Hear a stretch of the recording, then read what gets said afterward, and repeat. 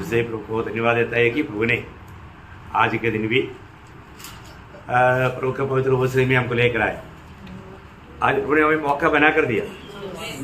प्रभु मौका नहीं दिया तो कौन आ सकता? कोई नहीं आ सकता। मैं आपको बोलता हूँ, दिल में तक उसका उत्साह कौन देता? प्रभु देता है ना। आज बहुत लोगों का दिल प्रभु के वश में नहीं, जीवन प्रभु के वश में नहीं।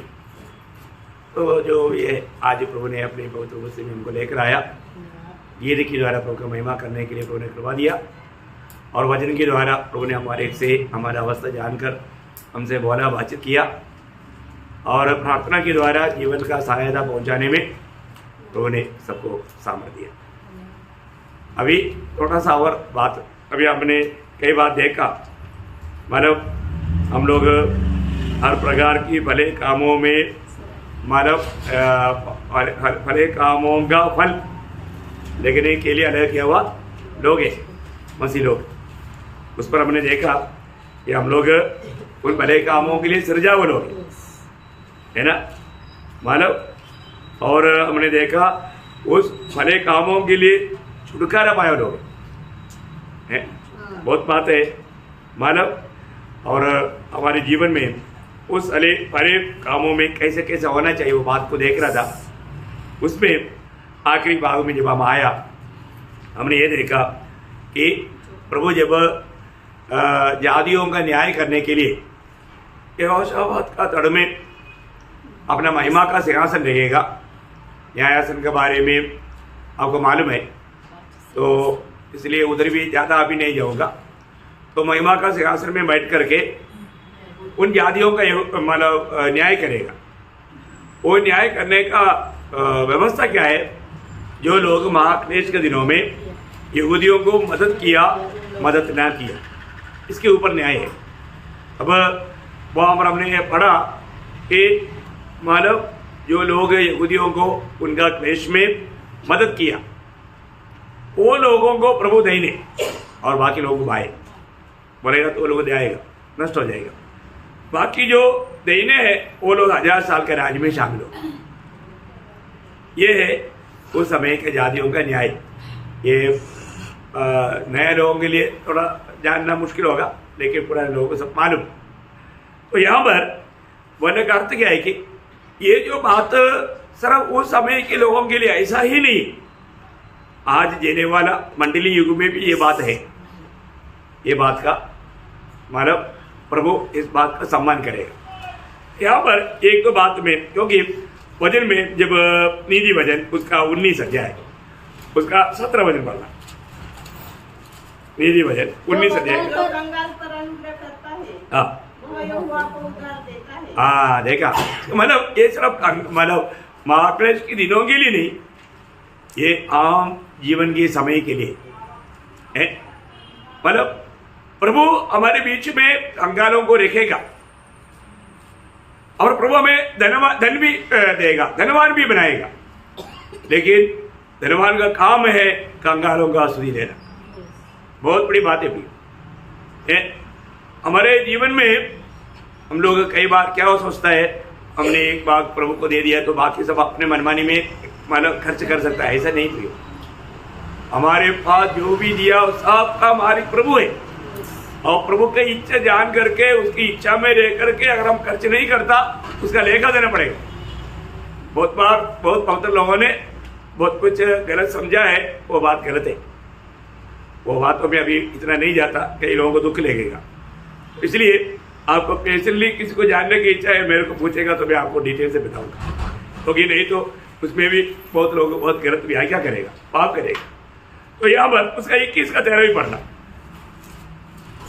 जो कंगाल की दुहाई पर कान न दे, वह आप पुकारेगा और उसकी सुनी न जाएगी। देखा, इसका मतलब प्रार्थना जीवन में तक वादा आएगा।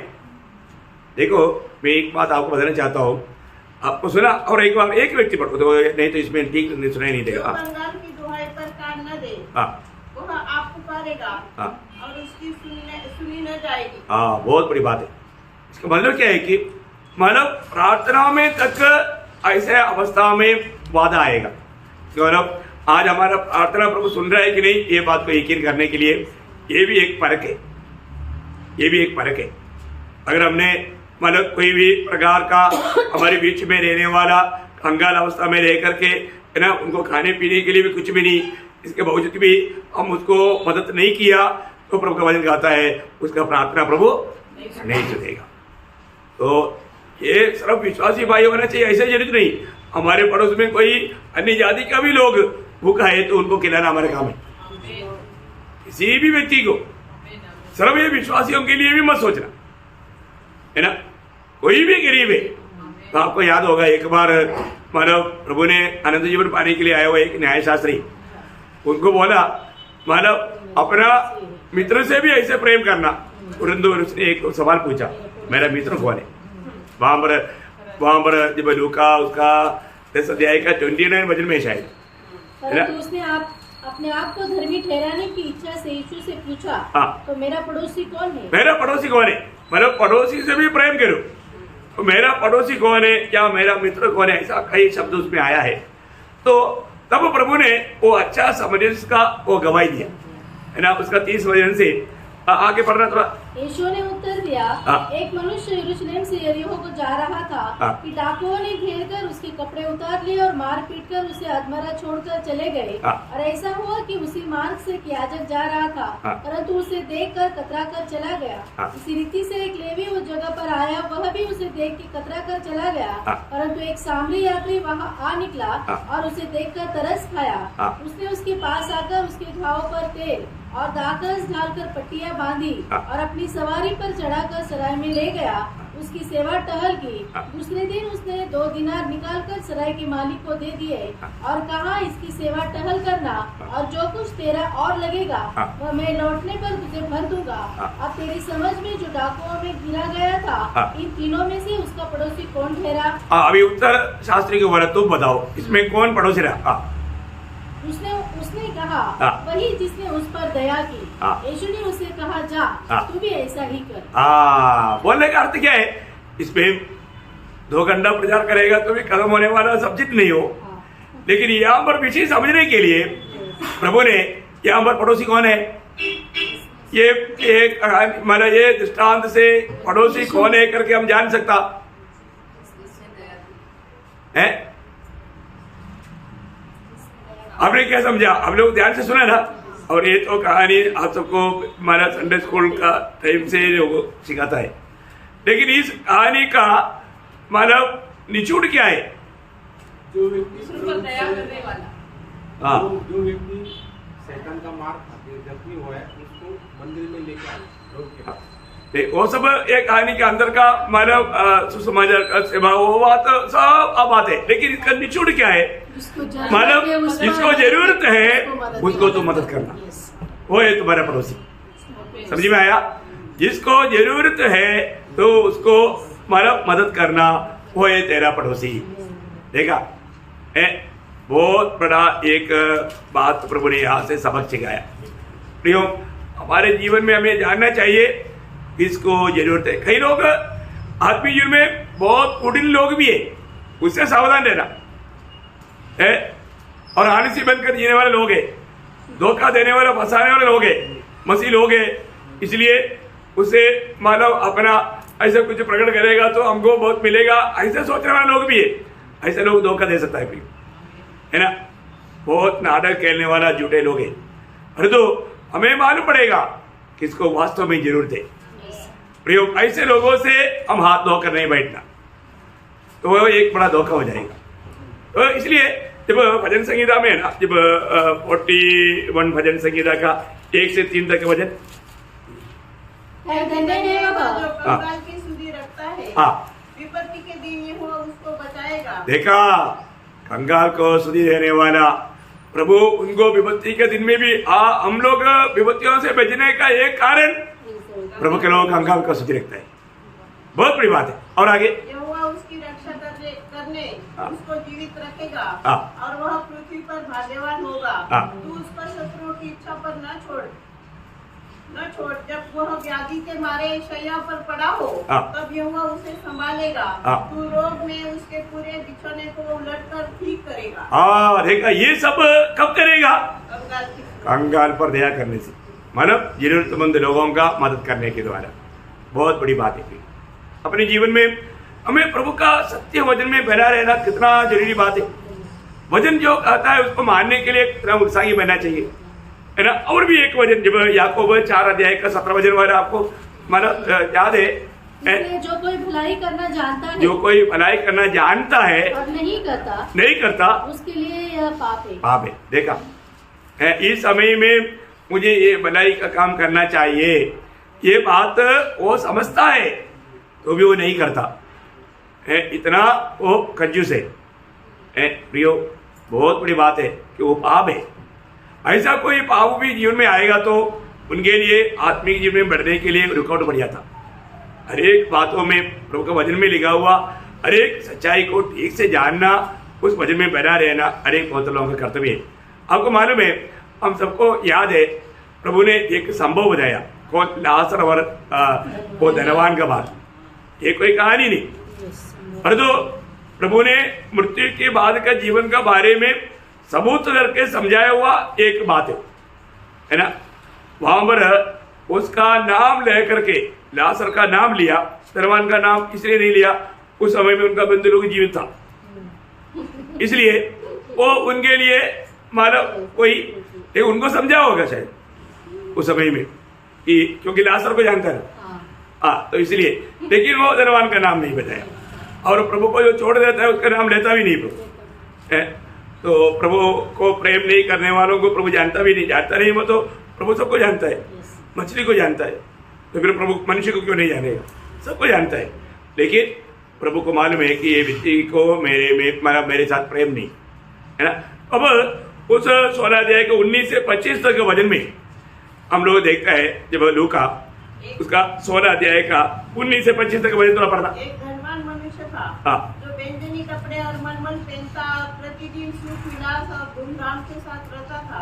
लाजर नाम एक कंगाल घावों से भरा हुआ उसकी देवड़ी पर छोड़ दिया जाता था, और वह चाहता था कि धनवान की मेज पर की घुटन से अपना पेट भरे, यहाँ तक कि कुत्ते भी आकर उसके घावों को चाटते थे। ऐसा हुआ कि वह कंगाल मर गया, और स्वर्गदूत ने उसे लेकर अब्राहम की गोद में पहुँचाया। वह धनवान भी मरा और गाड़ा गया, और अधोलोक में उसने पीड़ा में पड़े हुए अपनी आंखें उठाई और दूर से अब्राहम की गोद में लाजर को देखा।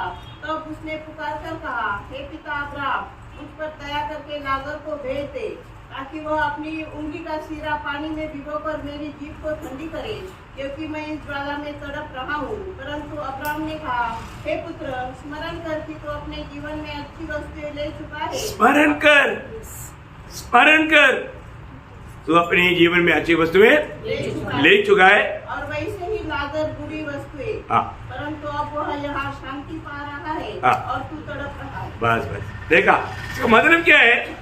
ये जीवन का काम आने वाला युग में हमारे साथ बहुत बड़ा कार्य करने वाला है। इसका अर्थ क्या मालूम है?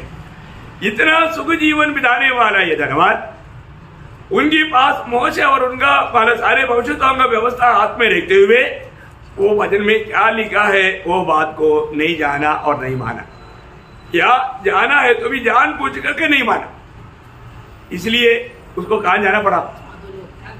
अधोलोक में उतरना पड़ा। देखो अभी आप देखो, वो धनवान व्यक्ति अगर जीते जीते वो लाजर का अगर ख्याल करता, उसको वहां पर जाना नहीं पड़ता। देखा प्रियो, इस जीवन में जो बात जानना चाहिए वो जानना भी है, मानना भी है ना। जब व्यवस्था बहुत ज्यादा नहीं, इसके अंदर से बहुत कुछ प्रजा का विषय बहुत है, लेकिन मैं अभी हमारे विषय के संबंध में एक ही बात बोलकर आगे बढ़ना चाहता हूँ कि हमारे पास जो धन दौलत है, हम अपनी खुशी में मत उड़ाना पे, उसको अपने लिए खर्च करके खा पी करके मतलब आलिशान जीवन बिता करके सब लोग बोलेगा जीना है तो ऐसा जीना चाहिए, ऐसा लोगों का तारीफ पा करके मर गया, इधर जाएगा अधो लोग में। प्रभु ने हमें दिया हुआ धन हमें कैसे इस्तेमाल करना पड़ेगा, वो हमें अपना बुद्धि में काम नहीं करना। हर एक बातों का क्लियर एक व्यवस्था दिया है, वो व्यवस्था मानना पवित्र लोगों का कर्तव्य है। अनुवाद का किताब उसका 15 अध्याय का 10-11 वचन। तू उनको अवश्य देना उसे देते समय तेरे मन को बुरा न लगे, क्योंकि इस बात के कारण तेरा परमेश्वर यहोवा तेरे सब कामों में जिसमें तू अपना हाथ लगाए तुझे आशीष देगा। तेरे देश में दरिद्री तो सदा पाए जाएंगे, इसलिए मैं तुझे यह आज्ञा देता हूँ कि तू अपने देश में अपने दीन दरिद्री भाइयों को अपना हाथ मिला करके अवश्य दान देना। देखा क्या बहुत प्रभु का एक आदेश है। जिसके पास भी धन आया कौन दिया? प्रभु ने दिया। कि मतलब हमारे पास जो धन आया वो सिर्फ हमें अनुभव करने के लिए नहीं, प्रयोग दूसरों को भी देने के लिए। हमारे बीच में जो कंगाल लोग रहता है उन्हें भी देना है। अभी आप देखिए, खास करके एक विषय आप सोचना, पर कई बार अपना जो विचार क्या है, मैं तो प्रभु को भी देता ना, बाकी मेरा है, मैं अपना मनमानी करूंगा, ऐसा कभी नहीं सोचा। एक एक पैसा खर्च करने के टाइम पर इसमें प्रभु की इच्छा है क्या, फाका पूछना। हमारा ऐसा कोई जरूरत के लिए नहीं है, फालतू में खर्च करेगा उसको लेगा देना पड़ेगा। जो भी है सब प्रभु का है, प्रयोग अपना कुछ भी नहीं है। जैसे अभी हम रहता है अपना घर में, गवर्नमेंट आकर कभी भी घर को तोड़ सकता है। आप बोलेगा मेरे पास घरपट्टी है, मैं ये भरता हो सब अपने पास, लेकिन गवर्नमेंट को जरूरत पड़ गया तो कोई भी बात को वो तोड़ करके वो अपना ये करेगा, उसे बढ़कर ना प्रभु का बात। प्रियो हमारे जीवन में जो भी है किसने दिया? प्रभु ने दिया। प्रभु का परमिशन चाहिए। प्रभु का परमिशन नहीं है तो अभी दिल्ली में क्या हो रहा है आपको देखा ना, मेला क्या हो रहा है, बहुत घरों को तोड़ आ रहा। वो लोग अपना घर पट्टी ये सब देख करके दिखा रहे हैं, कोई फायदा है क्या? नहीं। कल आएगा गवर्नमेंट ये पूरा साफ कर सकता है। अपन घर पट्टी है वो भरता बोलने से होगा? नहीं होता। तो जो भी है, अभी हमें ये बात को जानना, प्रभु ने हमें दिया हुआ वो इस दुनिया में रहने के टाइम पर मैं मेरा बोल करके कुछ भी बातों पर मानव ऐसा अवकाश करके जी करके धोखा मत करना, है ना। और एक वजह पढ़ना लेवी व्यवस्था, उसका 19 अध्याय का 9-10 वजह। लेवी 19 अध्याय का 9-10 वजह। जब तुम अपने देश के खेत काटो तब अपने खेत के कोने कोने तक पूरा न काटना, और काटे हुए खेत की गिरी पड़ी बालों को न चुनना, और अपनी दाख की बारी का दाना न तोड़ लेना, और अपनी दाख की बारी के झड़े हुए अंगूर को न बटोरना, उन्हें दीन और परदेशी लोगों के लिए छोड़ देना। देखा, दीन और परदेशी लोग बोलने का अर्थ क्या है? प्रयोग हमेशा एक बात है, दीन और परदेशी लोगों के प्रति प्रभु का दिल में बहुत बड़ा सम्मान है। बोलने का अर्थ उसका 13 बजे पढ़ रहा। एक दूसरे पर अन्याय न करना और न एक दूसरे को लूट लेना। मजदूर की मजदूरी तेरे पास सारी रात सवेरे तक न रहने पाई। देखा?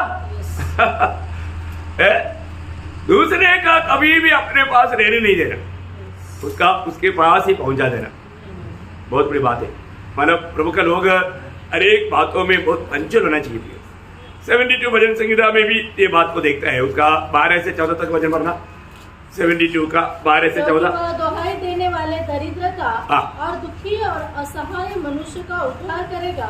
वह कंगाल और दरिद्र पर तरस खाएगा। देखा, वो कंगाल और दरिद्र पर प्रभु बहुत तरस खाता है, प्रियो तरस खाता है। और दरिद्रों के प्राणों को बचाएगा। वह उनके प्राणों को अंधेर और उपद्रव से छुड़ा लेगा, और उनका लहू उसकी दृष्टि में अनमोल ठहरेगा। देखा, बहुत बड़ी बात है। मतलब क्या है कि प्रभु को दरिद्रों का कितना ख्याल है तो प्रभु का लोगों को कितना ख्याल होना चाहिए, क्योंकि हमारे में प्रभु का मन है ना। इसलिए जब नीति वचन उसका 3 अध्याय का 27 वचन, नीति वचन उसका 3 अध्याय का 27 वचन, जिनका भला करना चाहिए यदि तुझमें शक्ति रहे तो उनका भला करने से न रुकना। देखा, अगर हमारे जीवन में थोड़ा भी सामर्थ्य है और दूसरे लोगों को देने के लिए अवसर मिल गया तो वो अवसर बहुमूल्य ही जाना, बहुत बड़ी बात है। कई बार कई लोग मतलब पास में देखते हुए भी दूसरे लोगों को जरूर उसको टाल देता है।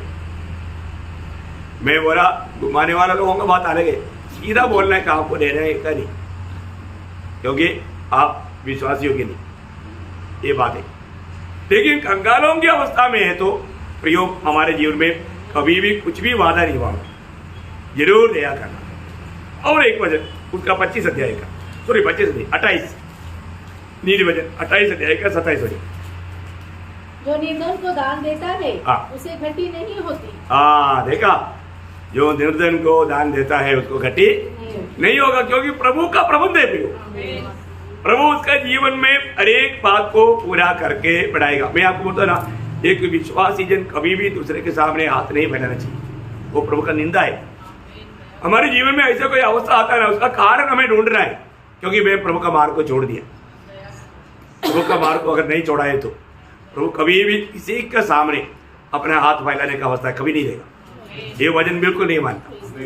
मैं आपको बोलता हूँ, विश्वासी अगर कोई भी बात है तो भी, और उसको भूखा भी रहना पड़े तो भी कभी भी दूसरे के सामने हाथ नहीं फैलाएगा। एक सच्चा विश्वासी, ये एक विश्वासी का चिन्ह है। और प्रभु जरूर उनका वो मतलब जरूर पूरा करेगा। ये बहुत गहरा बात है। तो मतलब मसीह जीवन में पहले पहले सेवकाई में निकला हुआ बहुत लोग बहुत प्रकार कष्ट क्लेश में, मैंने आपको कई बार गवाही दिया, ये बात है ना। तो अपने जीवन में इस छोटा सा जीवन में हमें उन भले कामों के लिए ऐसा एक नमूना बनना चाहिए। मरने के बाद भी लोग वो गवाही देना चाहिए। उसका एक अच्छा दृष्टांत है तबीता। तबीता मर गया तो मानो उनको लोगों को मानो बढ़ा के पत्रोस अगला शहर में है, उसको बुलाने से प्रार्थना करने से शायद ये जिंदा हो जाएगा। उन्होंने संदेश भेजा, पत्रोस आ गया। पत्रोस आने के टाइम पर वे लोग, वहाँ का देश का लोग तबीता के बारे में एक अच्छा गवाही देता है। प्रेरितों का उसका 9 अध्याय उसका 36 से 39 तक का वचन पढ़ा। याफा में तबीता अर्थात दोरकास नामक एक विश्वासिनी रहती थी। वह बहुत से भले भले काम और दान किया करती थी। उन्हीं दिनों में वह बीमार होकर मर गई और उन्होंने उसे नहलाकर अटारी पर रख दिया, इसलिए कि लुद्दा याफा के निकट था। चेलों ने यह सुनकर कि पतरस वहाँ है तो मनुष्य भेजकर उसे विनती की, हमारे पास आने में देर न कर। तब पतरस उठकर उनके साथ हो लिया और जब वह पहुँचा तो वे उसे उस अटारी पर ले गए। सब विधवाएं रोती हुई उसके पास आ खड़ी हुई और जो कुर्ते और कपड़े दोरकास ने उनके साथ रहते हुए बनाए थे दिखाने लगी। बस मानव वो शब्द में भले भले काम और दान करते, भले भले काम और दान दिया करते, मतलब वो बातों को लेकर के उसका तारीफ किया। आप लोगों के वो ध्यान में आया? सुना है ना? सबको सुनने में आया? उन्होंने जीते जीते किया हुआ भले कामों को लेकर के पत्रोस के सामने ला करके उसका तारीफ कर रहा है। प्रयोग अगर अपन मर गया तो लोग हमारे बारे में कौन सा भले भले कामों के बारे में वर्णन करेगा, ये परखना है। हमारे प्रभु दुनिया भूल सकता है प्रियो। अच्छा काम जोसेफ ने उन लोगों को गवाही स्वप्न का अर्थ बताया और दाखिल पिलाने वाला वो भूल गया है, उपकार भूल गया। उपकार भूलने वाला दुनिया में बहुत मिलेगा, लेकिन हमारे प्रभु नहीं। हमारे प्रभु का काम, प्रभु के एक बड़ा गुण क्या है मालूम है? जब इब्रानियों उसका 6 अध्याय का 10 वचन, इब्रानियों परमेश्वर अन्याय नहीं कि तुम्हारे काम और उस प्रेम को भूल जाए जो तुमने उसके नाम के लिए इस रीति से दिखाया कि पवित्र लोगों की सेवा की। देखा, पवित्र लोगों की सेवा किया और कर भी रहे। बंद नहीं किया। अभी वर्तमान युग में भी, वर्तमान समय में भी तुम लोग कर रहे हो। प्रियो, प्रभु नहीं भूलेगा। प्रियो, प्रभु के लिए किसने भी कुछ भी किया है प्रभु का महिमा के लिए, वो प्रभु पक्का याद रखेगा। प्रभु समय पर प्रभु उसको उसका प्रतिफल देगा, सम्मान करेगा। इसलिए इस छोटा सा जीवन में मतलब हमें ये बात में सावधान रहना, कोई भी कार्य हमारे से कुछ बुरी बात नहीं होने देना ना। लोग उसको बुरा व्याख्या भी करेगा तो भी कोई बात नहीं, लेकिन बुरे काम नहीं होना है ना। जब यूहन्ना उसका तीसरा यूहन्ना में एक वचन कहता है, उसको बोलकर मैं समाप्त करूंगा। तीसरा यूहन्ना उसका 11 वचन, हे प्रिय बुराई के नहीं पर भलाई के अनुयायी।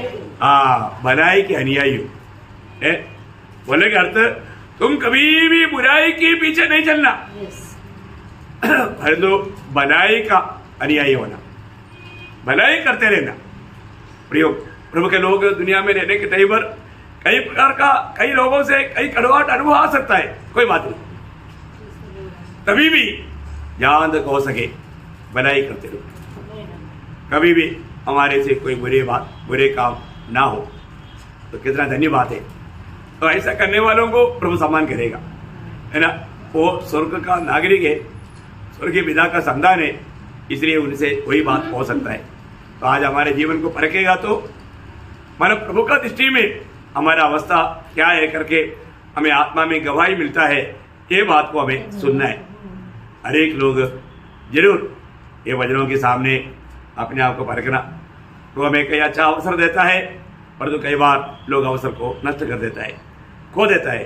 प्रयोग अवसर बहुमूल्य है और हमें प्रभु का महिमा के लिए वो सारे अवसर इस्तेमाल करना चाहिए। तो प्रभु ये वचनों के द्वारा आप सबको बहुत आशीष दे, प्रभु को महिमा मिले। आमीन।